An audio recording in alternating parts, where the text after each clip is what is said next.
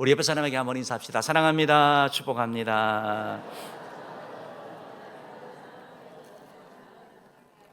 예, 우리 지난주 암송구절 또 우리 한번 하겠습니다. 같이 합시다. 시작. 너희가 서로 영광을 취하고 유일하신 하나님께로부터 오는 영광은 구하지 아니하니 어찌 나를 믿을 수 있느냐. 요한복음 5장 44절 말씀. 아멘. 우리 12월 달에 있는데 이것부터 좀 오늘부터라도 좀 하시면 아마 도움이 될 것 같습니다. 이번 주 암송구절 같이 봅시다. 먼저 알 것은 성경의 모든 예언은 사서로이 풀 것이 아니니 예언은 언제든지 사람의 뜻대로 낸 것이 아니요 오직 성령의 감동하심을 받은 사람들이 하나님께 받아 말한 것임이라. 베드로후서 1장 20절 21절 말씀. 아멘. 이 말씀 가지고 오늘 한 주 이렇게 살아가면 좋겠습니다. 오늘 여러분과 함께 구원을 받으리라 라는 제목으로 말씀을 이렇게 좀 나누려고 하는데요, 우리가 예수를 믿으면 구원 받죠. 예수님 앞에 나오면 구원을 받습니다. 예수 이름 부르면 구원 받는다고 오늘 성경은 이렇게 말씀하고 있어요. 누구든지 주의 이름을 부르는 자는 구원을 받는다, 이렇게 말씀하고 있는 거예요. 주의 이름을 부르기만 하면 구원받는데요. 그러면 다시 말씀드리면 구원과 관련되어서 우리의 역할이 중요하지 않은 걸 말씀하고 있는 거죠. 구원은 하나님이 이끌어가는 것을 말씀하고 있는 거예요. 그래서 바로 이 구원을 받는다라는 말씀은 우리가 예수 그리스도를 구주로 영접하고 회개하고 영접한 것밖에 없는데 하나님은 구원을 주신다라고 말하고 있는 거예요. 그래서 구원은 전적인 하나님의 은혜다라는 것을 우리가 고백하게 되는 것을 알게 되는 것입니다. 우리가 결단하고 우리가 결심하고 우리가 다 한 것 같은데 지나보면 이게 하나님의 은혜였고 하나님의 도우심이었고 성령의 역사라는 것을 깨달으면서 하나님의 은혜가 얼마나 큰지요라고 우리가 고백할 수밖에 없는 것이죠. 그리고 특별히 우리가 구원과 관련되어져서 성경을 보면 오늘은 구원을 받는다라고 말씀하고 있고, 또 어떤 성경을 보면 구원을 이루라라고 말씀하면서 구원을 받았는데 또 뭘 이루라라고 말씀하나 이런 생각을 할 때가 있잖아요. 그래서 구원에 대한 내용들을 조금 살펴보려고 합니다. 여러분, 우리의 구원에 대해서 우리의 구원이 예수 그리스도를 믿음으로 말하면 시작이 되거든요. 그래서 구원이 완성이 되는 것이 있습니다. 그래서 이것을 구원의 과정을 나타내는 것이 바로 구원의 서정이라고 표현을 하는데요. 구원의 서정, 구원의 질서, 구원의 방법, 구원의 길, 뭐 이렇게 여러 가지로 번역될 수 있습니다. 여러 교파들마다 구원의 이 서정에 대해서 여러 가지 좀 다양한 의견이 있지만 우리는 이제 개혁주의에서는 9가지 구원의 서정을 말씀하고 있거든요. PPT를 한번 좀 보여주시면 좋겠습니다. 오늘 설교가 약간 좀 교리 공부 좀 이렇게 되니까 조금 딱딱할 수 있지만 여러분이 좀 들어두시면 아마 좀 도움이 될 것 같습니다. 제일 먼저 이제 소명이 있죠. 소명은 부르심이라는 거예요. 하나님께서 부르시는 거죠. 그래서 초청축제 가자, 함께 가자. 사람이 하는데 하나님이 부르시는 걸 말하는 거예요. 그래서 그게 바로 부르심이 소명이라고 말하게 되는 것이고, 중생한다, 거듭나는 거 말하는 거죠. 예수를 믿는다라고 할 때, 초청축제에 와서 내가 예수를 믿겠다라고 할 때 바로 그게 거듭나게 되는 거, 중생하게 되는 것을 말하는 것이죠. 그리고 이제 회개하고 우리가 예수를 영접하지 않습니까? 회개하는 것이 나타나게 되고, 또 더 나아가서 이제 믿음을 견고하게 되는데 바로 하나님에 대한 믿음, 예수님에 대한 믿음, 견고하게 가지게 되는 것, 주님께서 믿음을 또 주시는 것을 보게 되는 것이죠. 우리가 예수 그리스도를 구주로 믿을 때 하나님께서 우리를 의롭다고 말씀하거든요. 우리의 죄를 용서해 주시잖아요. 그래서 칭의라고 표현합니다. 칭의라는 말 자체가 의롭지 않은데 의롭다고 칭한다라는 말이에요. 그래서 나는 죄인인데 내가 예수를 믿을 때 예수님의 의로우심으로 말미암아 내가 예수님 안에 들어감으로 말미암아 의로워지는 것, 이게 칭의라고, 하나님의 법적인 선언을 칭의라고 표현하는 걸 보게 되는 것입니다. 우리가 하나님을, 예수님을 우리의 구주로 회개하고 예수 그리스도를 구주로 영접할 때, 믿을 때 우리가 의롭다 하심을 받을 뿐만 아니라 양자 된다고 표현한 것은 바로 수양이라고 표현되어질 수 있는데 하나님의 자녀인, 하나님의 아들과 딸이 되는 거예요. 그때 우리가 원래는 본질상 진노의 자녀인데 예수를 믿음으로 말미암아 하나님의 자녀가 되는 것, 이것이 바로 양자됨, 수양, 이렇게 표현될 수 있는 것입니다. 그것이 여기까지가 이제 구원을 받은 것이죠. 구원을 받은 것이죠. 우리가 한 것은 없어요. 예수를 믿을 때 이게 다 주어지는 거예요. 그런데 이제 그 다음에 구원을 이룬다라고 할 때, 구원 이후에 이제 우리의 삶이라고 표현될 때 성화거든요. 성화는 한마디로 얘기하자면 예수님을 닮아가는 삶을 얘기를 하는 거예요. 주님을 닮아가는 삶, 죄를 버리는 삶. 더 나아가서 헌신하는 삶이에요. 내가 내 삶을 드리면서 주님 앞에 드리는 그런 삶, 주께 영원 드리는 삶을 살아가는 거, 이게 바로 성화예요. 그런데 여러분, 우리가 이런 삶을 사는데 우리가 경험하지만 많이 넘어지고 쓰러지잖아요. 우리가 늘 분명히 구원받았음에도 불구하고 죄도 짓고 이렇게 연약할 때가 있잖아요. 견인이라는 것은 뭐냐면 그럼에도 불구하고 하나님 우리를 버리시지 않는다라는 거예요. 하나님의 자녀인데 하나님의 자녀답게 못 살았다 그래서 야, 너 내 자녀 아니야 라고 말씀하는 게 아니고 우리를 이끌어 가신다, 구원까지 이끌어 가신다는 것이 바로 견인이라는 것입니다. 그리고 나서 이제 영화라는 것은 궁극적으로 이 땅이 아니라 천국에 갔을 때 바로 주님과 함께 누리는 온전한 구원의 완성, 이것이 바로 영화다라는 걸 보게 되는 것입니다. 그래서 이게 시제적으로 이렇게 본다면 우리가 예수 그리스도를 구주로 믿을 때 하나님의 부르심이 있었고 또 내가 예수를 회개하고 예수를 믿음으로 말미암아 거듭났죠. 하나님의 자녀가 되었죠. 이것이 다 과거에 이루어진 일이고 지금 현재는 우리를 뭘 하고 있는 거예요? 성화의 삶을 살아가고 있는 거죠. 주님을 닮아가는 삶을 살고 있고 궁극적으로 이 땅에서의 지금 현재의 삶은 성화와 견인의 삶, 넘어지지만 또 일으켜 주시고 또 은혜 주시고 그래서 가게 하는 거죠. 그리고 나서 마지막에 미래에 이룰 일이 뭐냐? 그것이 바로 영화, 이것이 바로 최종적인 구원의 완성을 말씀하고 있는 것입니다. 이 모든 것들은 바로 예수 그리스도와 연합되어는 것이고 예수를 통하여 주어지는 것이기 때문에 우리 삶의 중심에 예수님이 필요하다는 것을 보게 되는 것입니다. 이런 내용들이 이제 있게 되는 것을 보여지게 되는데요. 오늘 어쨌든 구원받는다라고 했으니까 이 구원받는다라는 것이 좀 무슨 의미를 하는지 이 9가지 이 서성을 중심으로 해가지고 4가지로 조금 요약을 해보려고 합니다. 첫 번째로 구원받는다라는 것은 거듭난다라는 거.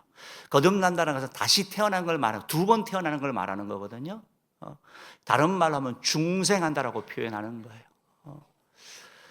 우리의 사람은 이 땅에 사는 사람은 다 한 번 다 태어나서 어머니의 모태에서 태어났습니다. 그것이 한 번 태어난 일생이 되는 것이고 그 일생에 사는 동안 다시 거듭난다라는 것이 뭘로 태어나느냐? 어머니를 통하여 육신이 태어난 것이 아니라 우리의 영혼이 거듭나는 걸 말하는, 하나님의 성령을 통하여 하나님의 생명을 통하여 우리의 영혼이 살아나는 것, 이게 바로 거듭난다라는 거예요. 아이가 태어나는 것처럼 우리의 영혼이 살아나는 것, 이게 바로 거듭난다라고 표현할 수 있을 것입니다. 예수님께서 니고데모라는 사람에게 네가 거듭나야 된다라고 할 때 니고데모가 예수님, 그게 무슨 말이에요? 내가 나이가 몇인데 다시 어머니 태에 들어갔다가 어떻게 어머니 배에 들어갔다가 다시 날 수 있습니까? 라고 말할 때 예수님께서 말씀하셨죠. 그것이 아니다라는 것이, 그것이 아니에요. 바로 우리 요한복음 3장 3절 말씀 한번 읽어봅시다. 시작. 예수께서 대답하여 이르시되 진실로 진실로 내게 이르노니 사람이 거듭나지 아니하면 하나님의 나라를 볼 수 없느니라. 이런 거듭나지 않는 사람은 하나님을 인정하지 않아요. 영적인 세계를 인정하지 않는 겁니다. 그러나 거듭나게 되면 영적인 세계를 보게 되고 하나님을 알게 되는 것이죠. 요한복음 3장 6절 7절에서 이렇게 동일하게 말씀하셨습니다. 읽어봅시다. 시작. 육으로 난 것은 육이요 영으로 난 것은 영이니 내가 내게 거듭나야 하겠다 하는 말을 놀랍게 여기지 말라. 그러니까 거듭난다는 말이 안 되니까 어떻게 거듭날 수 있냐? 예수님 말도 안 되는 소리 하네. 근데 예수님이 뭐라고 합니까?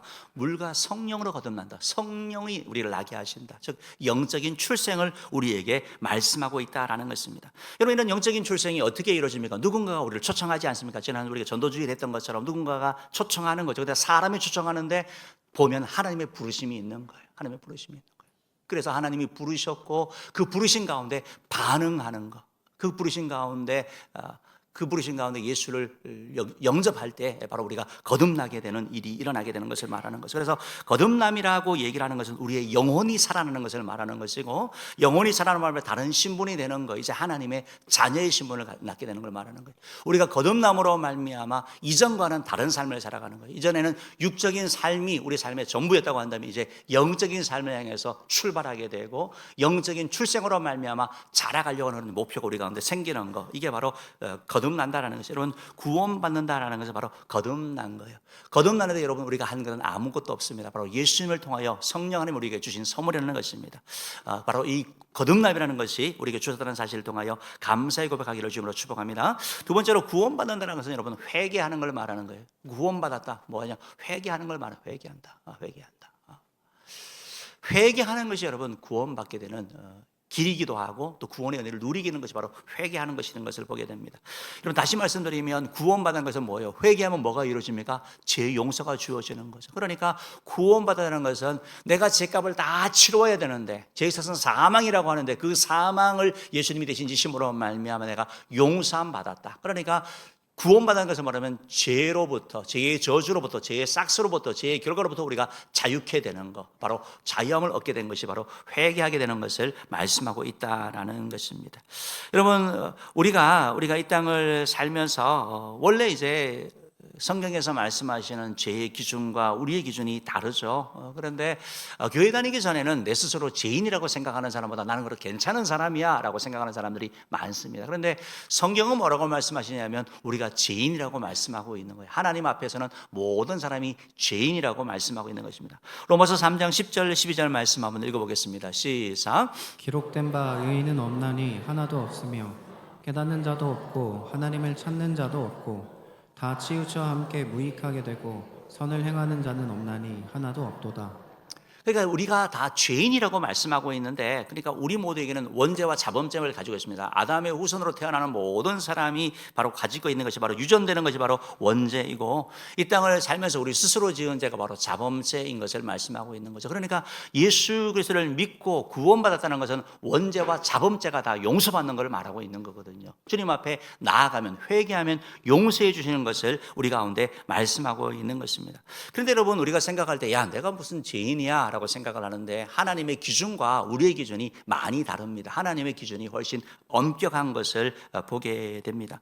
내가 뭐 교도소 간 적도 없고 경찰서 간 적도 없고 남에게 나쁜 짓 하지 않고 양심적으로 살았는데, 내가 남에게 뭐 법 없이도 살 사람이라는 그런 칭찬을 듣는데, 그럼에도 불구하고 하나님의 기준으로는 여러분이 죄인이 되는 거예요. 왜냐하면 성경에서 말하는 죄의 기준이 다르기 때문에 그렇다는 것입니다. 성경에서는 내 이웃을 내 몸처럼 사랑하라고 말씀하셨는데, 내 이웃을 내 몸처럼 사랑하지 않고 마음으로 미워하고 함부로 판단하고 하는 그게 죄라고 말씀하고 있다라는 거예요. 성경에는 내 부모를 공경하라고 말씀하는데, 부모님 내게 해준 것도 없는데 그래서 내가 왜 부모님을 공경해? 라고 하면서 부모님에게 공경하지 않는다고 한다면 그것도 죄라고 말하고 있는 거예요. 거짓말하는 것도 죄라고 말씀하고 있습니다. 심지어 선을 행할 능력이 있는데 선을 행할 줄 알면서도 행하지 않는 거, 도와줘야 되는데 그냥 외면하는 거, 이것도 죄라고 말씀하고 있는 거예요. 야고보서 4장 17절 말씀이 바로 그런 말씀인데요. 한번 읽어봅시다. 시작. 그러므로 사람이 선을 행할 줄 알고도 행하지 아니하면 죄니라. 그러니까 우리가 죄인이 아니라고 말하기가 힘든 거죠. 심지어 예수님께서는 여자를 보고 음욕을 품는 은큼한 생각을 하는 그 자체가 바로 간음했다라고 말씀하고 있고, 마음으로 형제를 미워하는 것은 살인한 거라고 말씀하고 있는 거예요. 마태복음 5장 28절 말씀 읽어보겠습니다. 시작. 나는 너희에게 이르노니 음욕을 품고 여자를 보는 자마다 마음에 이미 간음하였느니라. 그러니까 예수님의 하나님의 기준 하니까 죄인이 되는 거예요. 심지어 하나님은 우리에게 하나님을 마음과 뜻과 정성을 다해 하나님을 사랑하라라고 말씀하는데, 하나님을 사랑하지 않는 거, 이것도 죄라고 성경이 말씀하고 있는 거예요. 그러니까 저와 여러분이 이 땅을 살면서 우리가 살인이나 아주 흉악한 그런 범죄, 중범죄를 저지르지 않았지만, 사소한 그런 범죄 하나도 저지르지 않았다 할지라도 그러나 하나님 앞에서는 죄인이라는 것을 우리가 인정할 수밖에 없는 거죠. 왜? 기준이 다르기 때문에 그렇다라는 것입니다. 그렇기 때문에 우리가 이런 상황 가운데 살아가는데, 바로 주님 앞에 나아가게 되면 바로 구원받았다는 건 뭐냐면 내가 죄인이라는 것을 인정하게 되는 걸 말하는 거예요. 전에는 내가 괜찮은 사람이라고 생각했는데 내가 복음을 듣고 내가 하나님의 은혜를 누려보니까 내가 죄인이라는 것을 고백하게 되는 거예요. 사도 바울이 내가 죄인 중에 괴수라고 한 얘기가 그 사람이 도덕적으로 문제가 있어서가 한 얘기가 아니거든요. 하나님 앞에 자신을 보게 되는 거.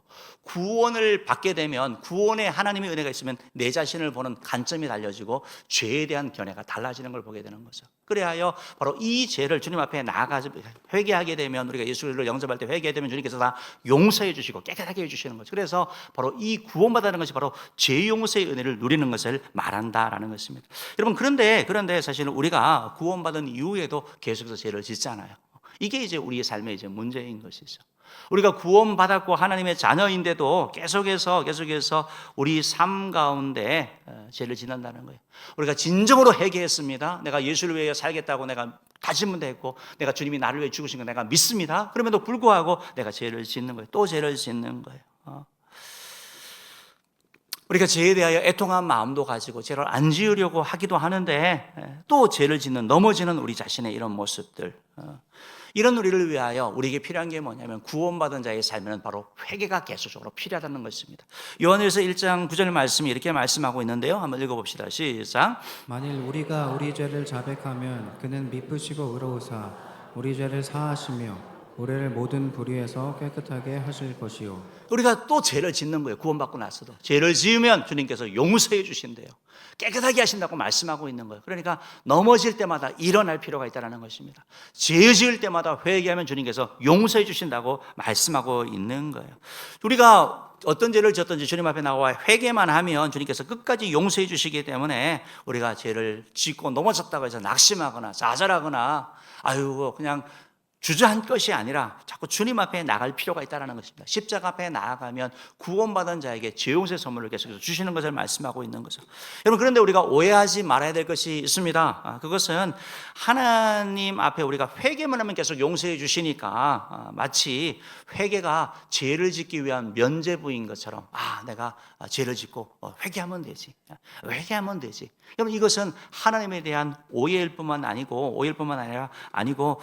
진정한 회개가 안 되는 것을 말씀하고 있는 것입니다. 진정한 회개라는 것은 우리의 육신의 연약함으로 말미암아 우리가 죄를 한다 하더라도 안 지려고 하는 것, 죄에 대한 혐오하는 마음, 죄를 안 지려고 하는 그런 마음들이 우리 가운데 있는 것, 이게 바로 진정한 회개인 것을 말씀하고 있는 거죠. 죄를 멀리하려고 하고 죄에 대해 끊으려고 하는 것이 진정한 회개의 모습인 것을 말씀하고 있습니다. 여러분, 회개라는 것은 단순한 뉘우침만이 아니고, 그래서 어떤 분은 회개를 통하여 지증의라고 말하고 있습니다.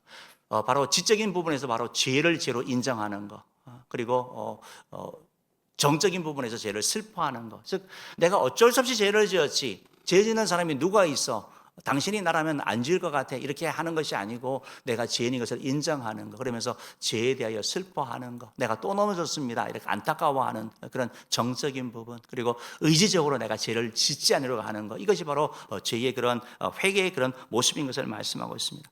고린도서 7장 10절은 이런 말씀을 하고 있는데요. 한번 읽어봅시다. 시작. 하나님의 뜻대로 하는 근심은 후회할 것이 없는 구원에 이르게 하는 회개를 이루는 것이요 세상 근심은 사망을 이루는 것이니라. 하나님의 뜻대로 하는 것이면 뭐냐면 구원에 이르는 회개를 이룬다, 구원에 이룬다라고 말하고 있잖아요. 이게 바로 죄를 멀리하는 걸 말씀하고 있는 거거든요.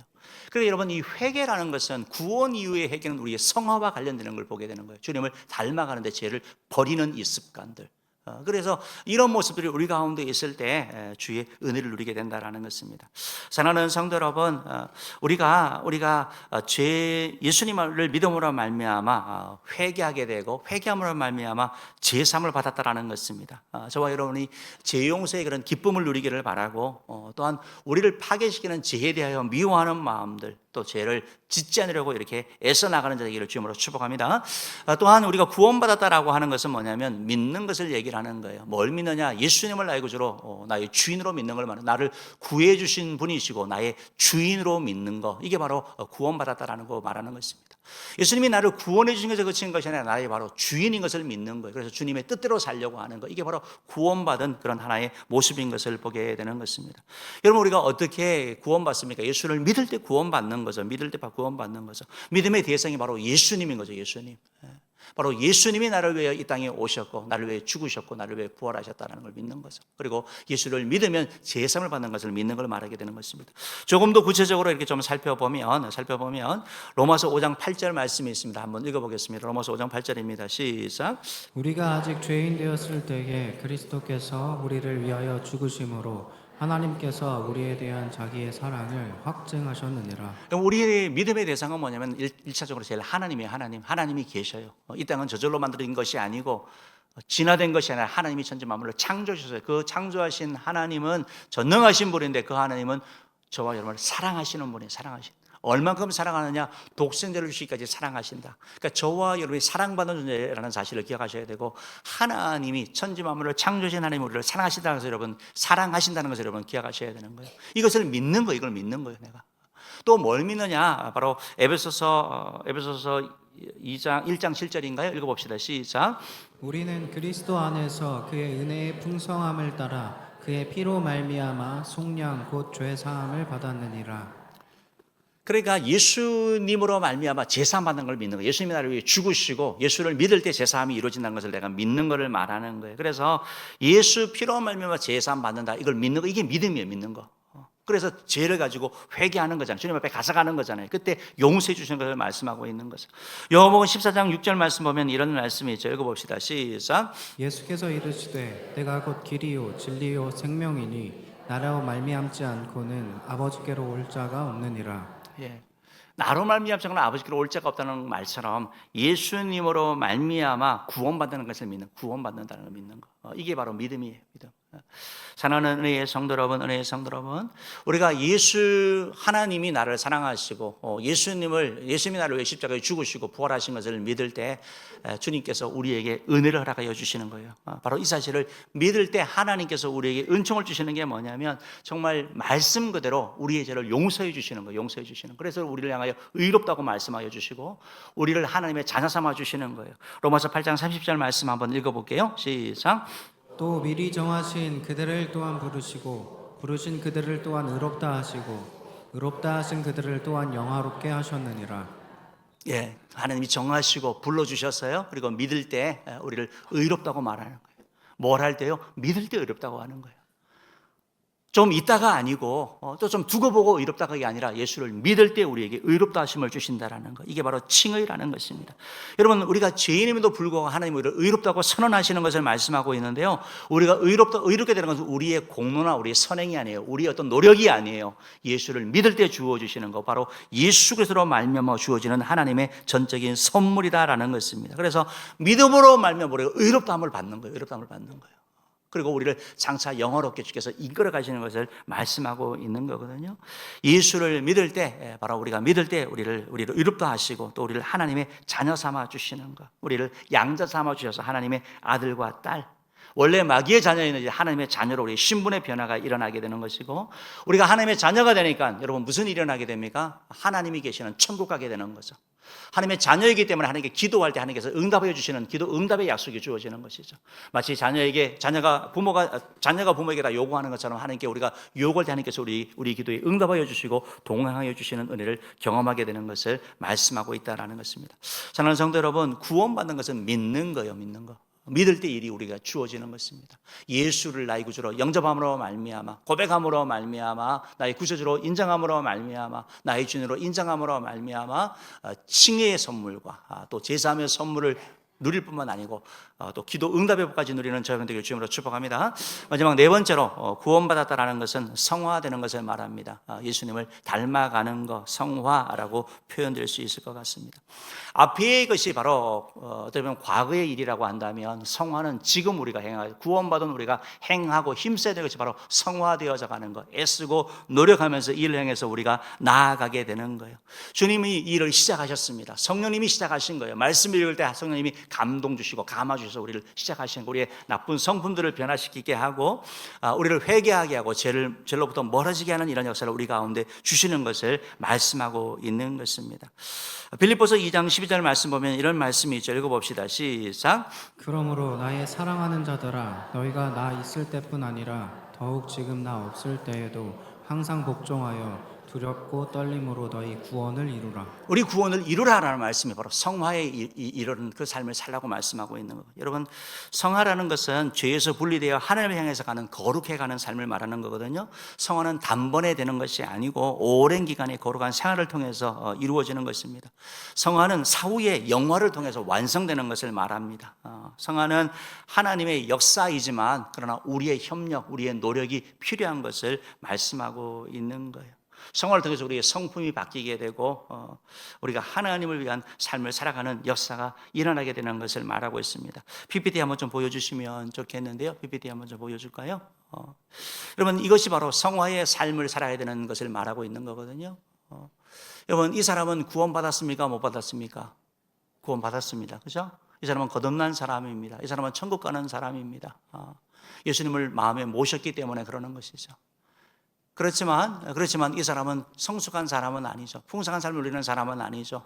주님을 닮아가는 사람은 아니죠. 여전히 자기가 자기 삶의 왕이 되고 주인 되는 걸 말합니다. 저기서 저 사람에서 예수님은 구세주이시지 주님은 안 되는 것을 말하는 것이죠.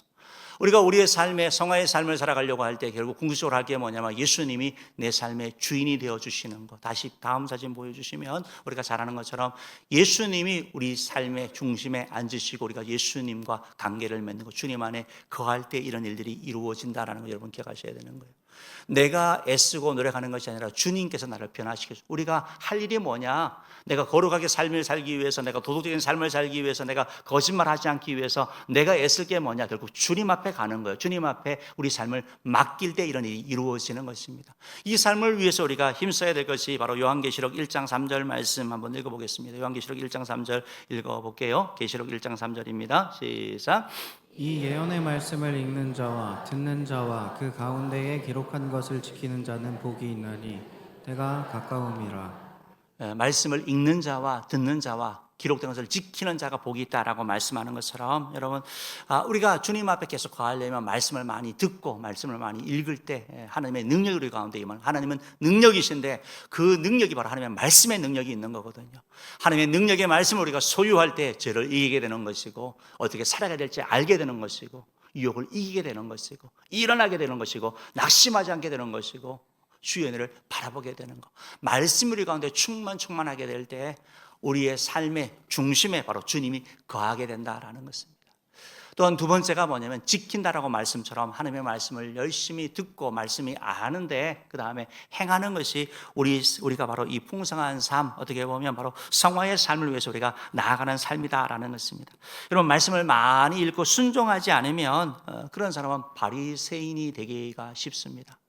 바리새인이 예수님께 책망을 받았는데 그들이 성경 말씀을 몰라서 책망받은 게 아닙니다. 성경 말씀을 잘 안 들어서 예배 생활이 소홀해서 책망받은 게 아닙니다.